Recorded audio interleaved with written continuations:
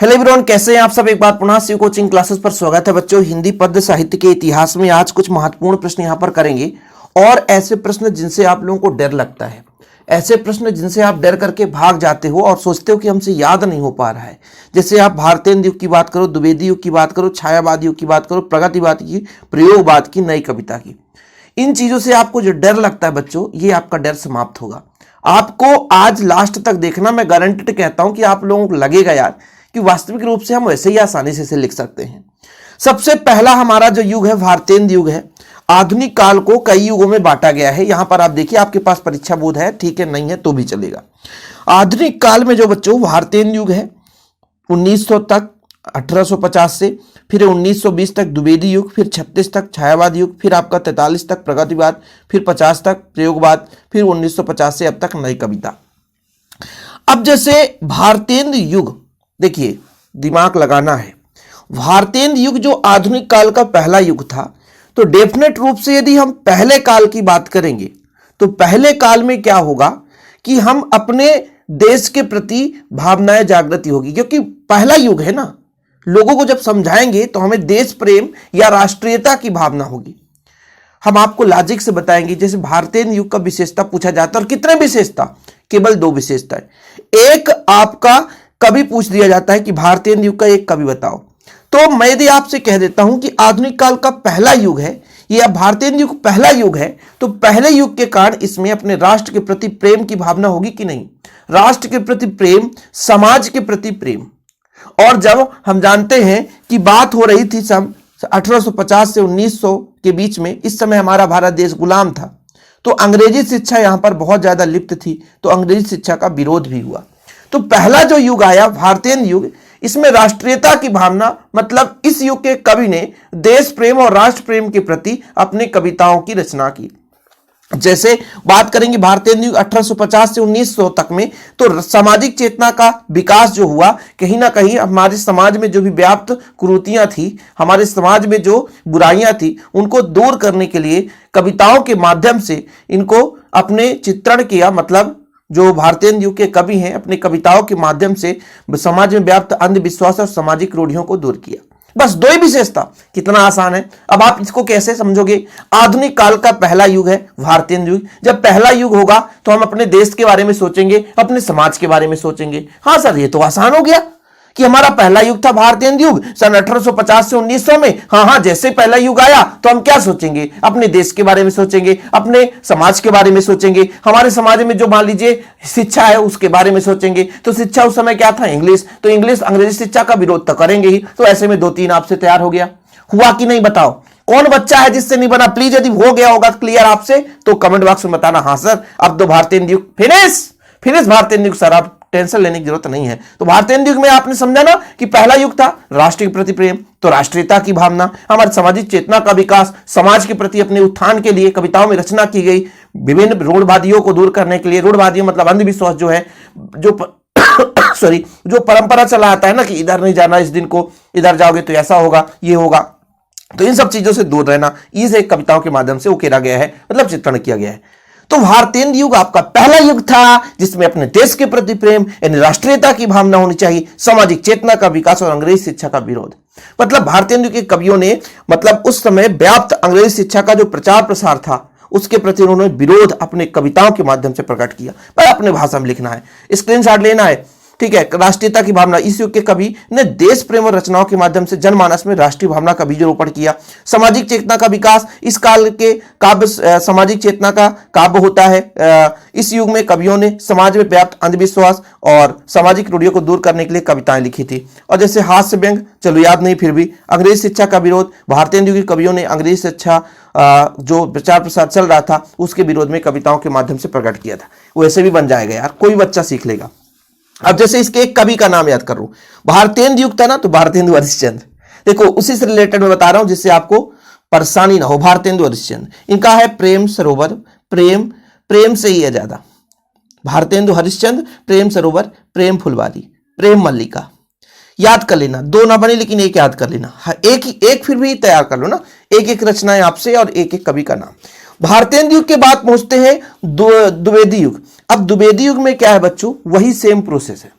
अभी इतना आसानी से हमारा भारत देश सभ्य समाज शिक्षित नहीं हुआ था, क्योंकि 1900 से 1900 के बीच में द्विवेदी युग आया। तो इसमें भी भारतेंदु का कुछ लक्षण, देश के प्रति प्रेम की भावना। अब देखिए, इसमें भी हमारा राष्ट्रीयता की भावना, देश प्रेम की भावना, इसमें हम सामाजिक चेतना का विकास बोले, इसमें हम बोले कि रूढ़िवादियों और अंधविश्वासों के विरोध, वही चीज है। धीरे धीरे प्रकृति का चित्रण किया गया, बिल्कुल सिमिलर है ना। हमने आपको बताया भारतेंदु में राष्ट्रीयता की भावना, समाज चेतना का विकास, यहां पर हमने कह दिया देशभक्ति, अंधविश्वास तथा रूढ़ियों का विरोध, बाकी सेम है। देशभक्ति का मतलब देश के प्रेम के लिए, है ना। यहां पर देखिए, द्विवेदी युग में देशभक्ति को व्यापक आधार मिला। इस काल में देशभक्ति विषयक लघु एवं दीर्घ कविता लिखी गई, मतलब देश प्रेम के प्रति, है ना, इन्होंने अपने कविताओं के माध्यम से लोगों को जागरूक किया। अंधविश्वास और रूढ़ियों का विरोध, मतलब इस काल में, जो द्विवेदी युग में, इस युग में जो हमारे समाज में अंधविश्वास था, जो रूढ़ था, उस पर तीखा प्रहार किया है और उससे अवेयर यानी जागरूकता के लिए अपनी कविताओं के माध्यम से लोगों को जागरूक किया है। ठीक है, ये चीज है, ज्यादा परेशान होने की जरूरत नहीं है। पहला याद था भारतेंदु में आपने क्या देखा, राष्ट्रीयता की भावना, सामाजिक चेतना का विकास, अंग्रेजी शिक्षा का विरोध। इसी तरह के थोड़ा और व्याप्त था, द्विवेदी युग तक पहुंचे, वहां भी यहां पर क्या था, विरोध हुआ। कहीं ना कहीं हमारे जो अंधविश्वास था उसके लिए, उसके प्रति विरोध किया गया, और हमारे देश प्रेम के लिए। तो आप आसानी से दो तैयार कर सकते हैं कि देशभक्ति भावना का विकास और अंधविश्वास तथा रूढ़ियों का विरोध। साथ में धीरे धीरे प्रकृति चित्रण भी किया गया, मतलब जो कविताओं को प्रकृति से निरूपित करके, प्रकृति से तुलना करके कविताओं की रचना की गई।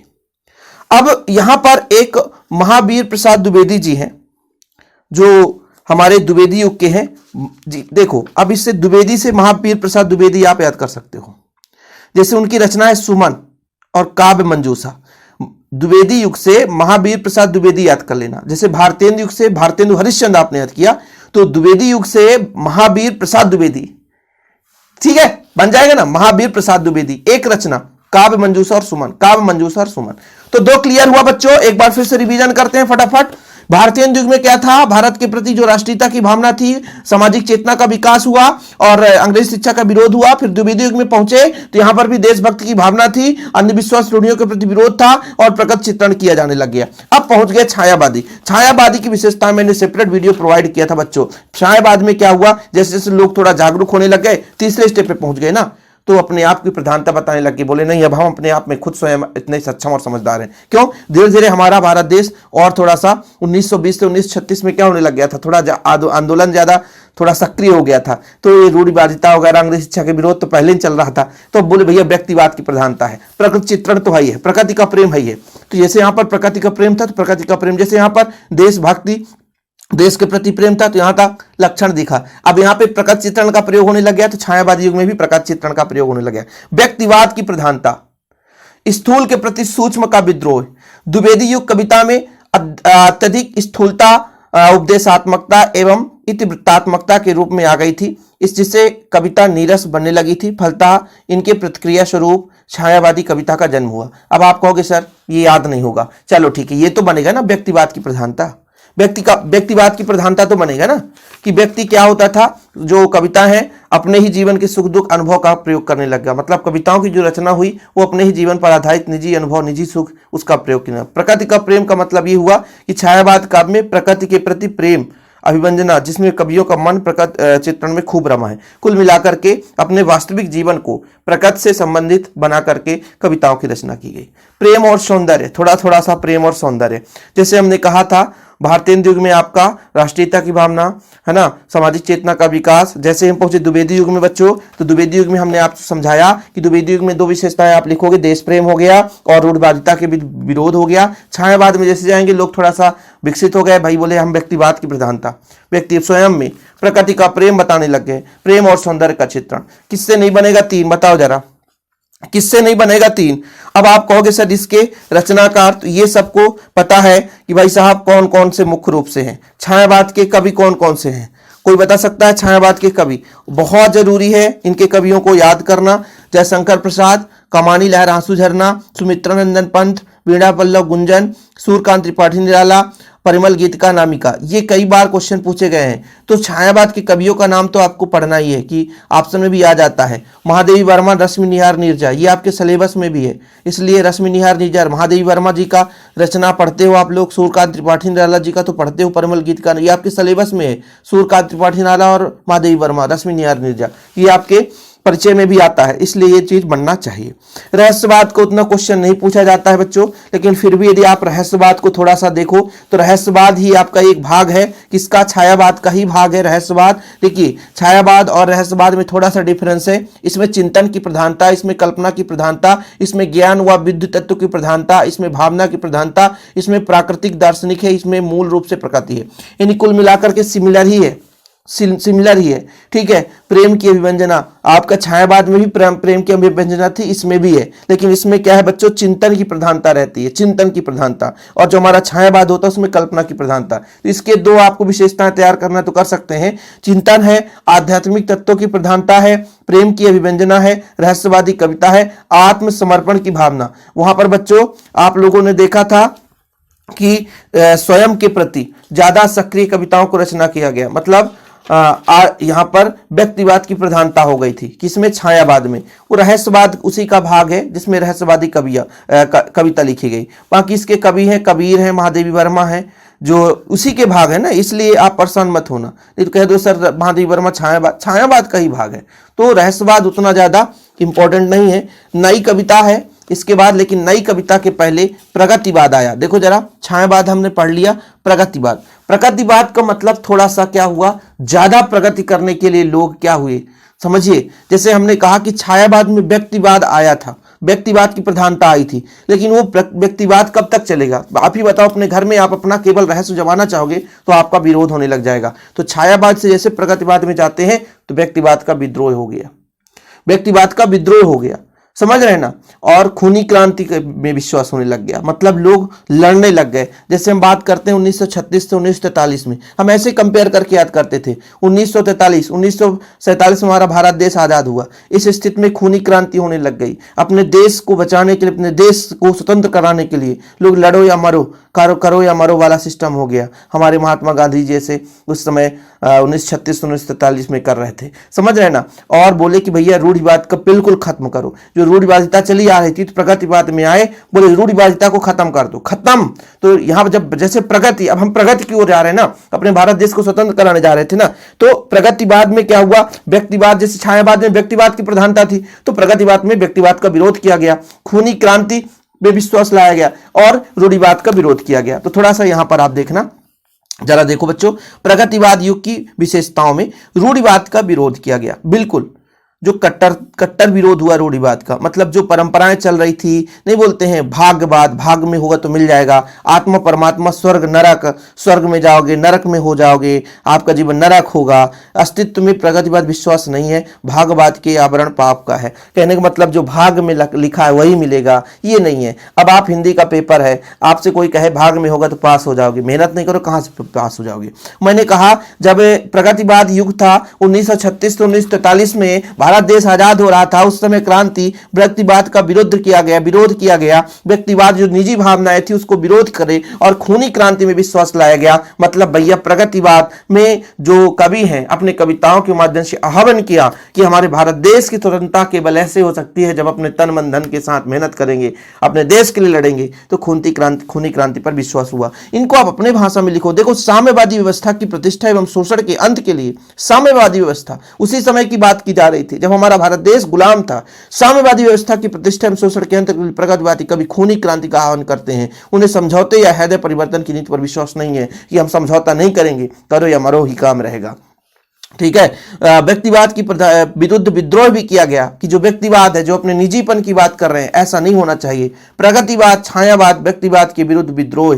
प्रगतिवादी रचना में व्यक्तिगत सुख दुख या रागात्मक अनुभूतियों का चित्रण नहीं है, अपितु सामाजिक भावों का व्यंजन किया गया। जैसे हमने कहा कि छायावाद में व्यक्तिवाद पर ज्यादा फोकस किया गया है। व्यक्ति जो आपका कवि है अपने ही जीवन के बारे में, अपने ही जीवन में सुख दुख अनुभव करके उसी को रचना कर दिया, लेकिन ऐसा व्यक्तिवाद जो हमारा प्रगतिवाद है उसमें नहीं हुआ। तो देखो जरा, चार आप ऐसे भी सीख गए। भारतीय युग में क्या सीखा, भारतीय राष्ट्रीयता की भावना है ना, सामाजिक चेतना का विकास, इसमें आपने देखा देश प्रेम, प्रकट चित्रण। फिर यहाँ पर आपने जैसे यहाँ पर देश राष्ट्रीयता, इसमें देश प्रेम कर लिया। ठीक है, रूढ़िवादिता का विरोध हुआ। छायावाद में पहुंचे तो छायावाद में व्यक्तिवाद की प्रधानता हो गई। ठीक है, छायावाद में किसकी प्रधानता हो गई बच्चों, व्यक्तिवाद की प्रधानता हो गई। और यहाँ पर प्रकृति चित्रण भी, प्रकृति प्रेम भी था, प्रेम और सौंदर्य का प्रयोग हुआ। लेकिन जैसे ही प्रगतिवाद पर पहुंचे तो यहाँ पर रूढ़िवाद का बिल्कुल विरोध, बोले खत्म कहानी। व्यक्तिवाद का विद्रोह, व्यक्तिवाद का जो यहाँ पे जो विरोध था उस विद्रोह किया गया। तो ये प्रगतिवाद के कुछ प्रमुख हैं। और इनमें जो आपके प्रगतिवाद के प्रमुख जो कवि हैं वो रामधारी सिंह दिनकर हैं। देखो, रेणुका रश्मरथी, इसको तैयार कर लेना, रामधारी सिंह दिनकर जी का। सुमित्रानंदन पंत भी हैं, सूर्यकांत त्रिपाठी निराला। मतलब ये कभी ऐसा मत सोचना कि सर इसी युग के हैं, इसके पहले युग के भी, वही सन के हिसाब से, इनका जल्दी मृत्यु थोड़ी ना हो गया था। ठीक, तो ये आपका हो गया बच्चों। इसके बाद पहुंचते हैं प्रयोगवाद में। प्रयोगवाद में क्या होगा? अब प्रगति में तो हम प्रगति की ओर चले हैं, अब प्रयोगवाद में क्या होगा? सीधा हम प्रयोग करेंगे। प्रयोगवाद में क्या क्या था बच्चों, यहां पर थोड़ा सा मैं आपको बता देता हूं। चलिए परीक्षा बोर्ड से दिखा देता हूं। घोर अहंनिष्ठ व्यक्तिवाद, नग्न यथार्थवाद, अति बौद्धिकता, उपमानों की नवीनता। देखिए, जब हम प्रयोग करने लग गए तो अपनी बौद्धिक शक्तियों का प्रयोग किया। भाई आगे पहुंच रहे ना, यहां पर देखो जरा, यहां पर पहुंच चुके हैं हम। प्रयोगवाद, अब हम क्या करेंगे? 1950 में हमारा भारत देश स्वतंत्र हो गया था, तो हम बौद्धिक शक्तियों का प्रयोग करेंगे कि नहीं, आप ही बताओ। तो बौद्धिकता का प्रयोग करेंगे। मतलब प्रयोगवाद में कवि ने बौद्धिक व्यायाम, उछल कूद ज्यादा किया। मतलब अपनी कविताओं के माध्यम से जो हमारा बुद्धि का विकास है ना, इसका ज्यादा प्रयोग किया है। ठीक है, और सबसे ज्यादा तो ये घोर अहंनिष्ठ व्यक्तिवाद, यानी प्रयोगवादी कविता में लेखक ने अपने अहंनिष्ठ व्यक्तिवाद की विवेचना करते हैं। सामाजिक जीवन के साथ वो सामंजस्य नहीं रखते, वो आत्मविज्ञापन ही अधिक करते हैं। मतलब जहां पर आत्मवाद का यहाँ पर समापन हुआ था, प्रयोगवाद में फिर से शुरू हो गया। तो इसकी दो विशेषताओं में आप घोर अहनिष्ठ व्यक्तिवाद हो गया और अति बौद्धिकता का प्रयोग हो गया। इनकी एक आध रचनाएं जैसे भारतेंदु हरिश्चंद्र, सॉरी ये तो इनका है भाई, कहाँ पहुंच गए हम। यहाँ पर आप देखो, ये गजानंद माधव मुक्तिबोध, धर्मवीर भारती, अंधायुग कनुप्रिया। ये धर्मवीर भारती जो हैं वो प्रयोगवाद के हैं, तो इसे तैयार कर लो, आपके सिलेबस में है, अंधायुग कनुप्रिया। ठीक है, और गजानंद माधव मुक्तिबोध, चांद का मुंह टेढ़ा, एक ऐतिहासिक डायरी। तो एक दो बनना चाहिए। ये नहीं पूछा जाता कि ये कभी किस मतलब आधुनिक काल के किस भाग के हैं, ऐसा नहीं पूछा जाता। पूछ दिया जाता प्रयोगवाद के कोई दो कवियों के नाम। और फिर लास्ट में हमारा जो आता बच्चों नई कविता की विशेषताएं। नई कविता, पूरी कहानी के बाद हम पहुंचते हैं नई कविता में, जो 1950 से अब तक है। और अब क्या होता है बताओ जरा। ठीक है, आधुनिकता की अभिव्यक्ति, मतलब ज्यादातर नई कविता इस समय आधुनिक समय में चल रहा है, इसलिए आधुनिकता की अभिव्यक्ति। ऐसे इसका पॉइंट याद करो। आधुनिकता नई कविता के केंद्र में प्रतिष्ठित है। आधुनिक विषयों के क्षेत्र में होने वाली खोजों, विज्ञान के प्रसार है ना से उत्पन्न विचार तथा भागवत परिवर्तनों की अभिव्यंजना नई कविता की आधुनिक रूप से करती है। मतलब आधुनिकता, नई चीजों के बारे में सोचना, नई चीजों के बारे में खोज। ठीक है, ये आपका मुख्य रूप से नई कविता का विशेषता है। नई कविता मतलब अभी आधुनिक समय में, तो आधुनिकता में अभिव्यक्ति हो गया।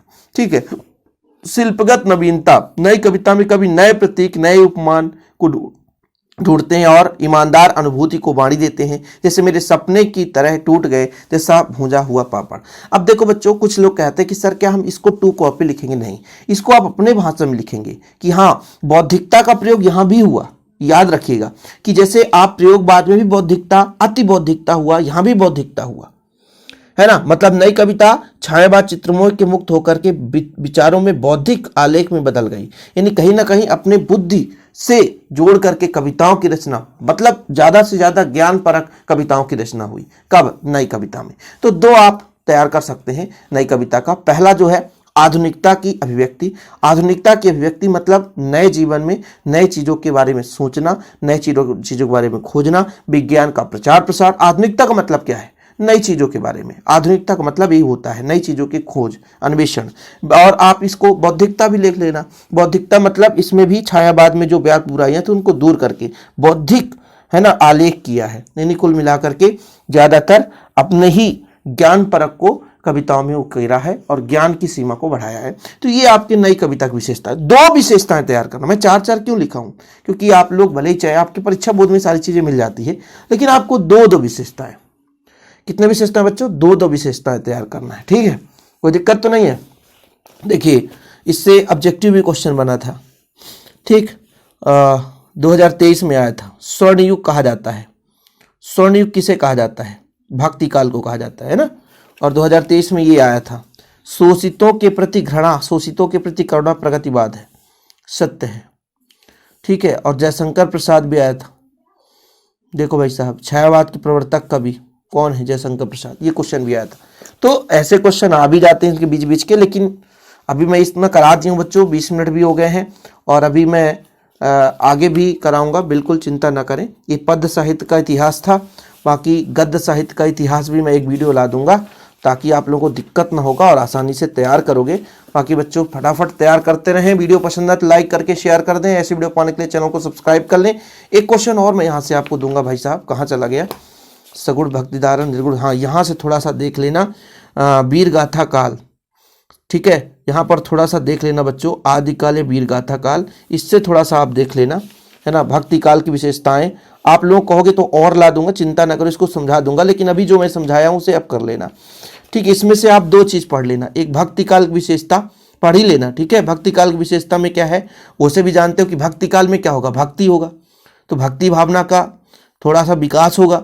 भक्ति काल में क्या होगा, राम श्री कृष्ण जी के बारे में, ठीक है। भक्ति काल का विभाजन निर्गुण भक्तिधारा सगुण में, तो राम है ना, जो राम जी के प्रति है ना, जैसे तुलसीदास जी हैं, सूरदास जी हैं श्री कृष्ण के प्रति, तो यहाँ पर राम भक्ति शाखा के प्रमुख तुलसीदास, कृष्ण भक्ति शाखा सूरदास जी हुए, सूर मीरा आदि कृष्ण भक्त कवियों के काव्य की रचना हुई, तुलसी लेन लोक कल्याणकारी राम श्री की विशेषताएं हैं, ठीक है, कोई दिक्कत तो नहीं है।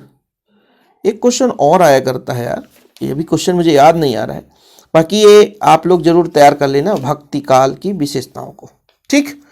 बाकी बच्चों फटाफट तैयार करते चलो यार, ऐसे ही चैनल पे जुड़े रहो, आप लोगों का प्यार सपोर्ट बना रहा तो आप लोगों के लिए मेहनत मैं करता रहूंगा। नई कविता की एक कवि याद रखना ना, भवानी प्रसाद मिश्र और धर्मवीर भारती, धर्मवीर भारती अंधयुग कनुप्रिया। बाकी खत्म, आज का खत्म, टास्क खत्म। शुक्ल युग की विशेषताएं, शुक्ल युग में क्या हुआ था, शुक्ल युग की निबंध के बारे में यदि कोई पूछ दे तो व्यक्तिवाद की प्रधानता थी वहां पे और प्रकृति प्रेम। लेकिन इसके पहले भी मैंने बहुत सारे वीडियोस लेक्चर दिए हैं, प्लेलिस्ट में मिल जाएगा, ठीक है। जय हिंद, वंदे मातरम।